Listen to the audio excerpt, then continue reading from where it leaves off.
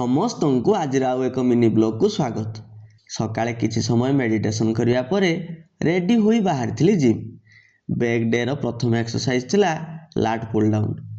Light ୱେଟ୍ରୁ heavy weight ଯାଏଁ pull କରିବା ପରେ ବେଣ୍ଟ ଓଭର୍ ରୋର 3ଟି ସେଟ୍ 15 ରେପ୍ସର କରିଥିଲି। ଟି ବାର୍ ରୋଇଂରେ 100% ଦେବା ପରେ ଶେଷ ହୋଇଥିଲା ମୋର ୱାର୍କଆଉଟ୍ ସେସନ୍। ରୁମ୍ରେ ପହଞ୍ଚି ବ୍ରେଡ୍ ଅମଲେଟ୍ ପ୍ରସ୍ତୁତ କରି ବ୍ରେକଫାଷ୍ଟ ସାରିଥିଲି। ଆଗକୁ ହେବାକୁ ଥିବା ବାର୍ଷିକ କ୍ରୀଡ଼ା ପାଇଁ ସାର୍ମାନଙ୍କ ସହ ମିଶି ପଡ଼ିଆକୁ ଯାଇଥିଲି। ପ୍ରତ୍ୟେକ ଇଭେଣ୍ଟ କେଉଁ କେଉଁ ସ୍ଥାନରେ ହୋଇପାରିବ ତା ବିଷୟରେ ସବିଶେଷ ଆଲୋଚନା କରିଥିଲୁ। ଆଜି ପ୍ରିଣ୍ଟରରେ ପ୍ରିଣ୍ଟ କରୁ କରୁ ବିନା ପେପରରେ ମେସିନ୍ ପେପର ଜାମ୍ ଶୋ କଲା। ପରେ ଅମରେଶ ସାର୍ ହେଡ୍ କ୍ଲିନିଂ କରିଥିଲେ। ସ୍କୁଲ ଛୁଟି ହେବା ପରେ ପ୍ରଦୀପ ସାର୍ଙ୍କ ସହ ପହଞ୍ଚିଥିଲି ସାହା ଆଣ୍ଡ ସାହା ବୁକ୍ ଷ୍ଟୋରରେ। ଆନୁଆଲ୍ ସ୍ପୋର୍ଟସ୍ ପାଇଁ କିଛି ଖେଳ ସାମଗ୍ରୀ ଆଣିଥିଲୁ।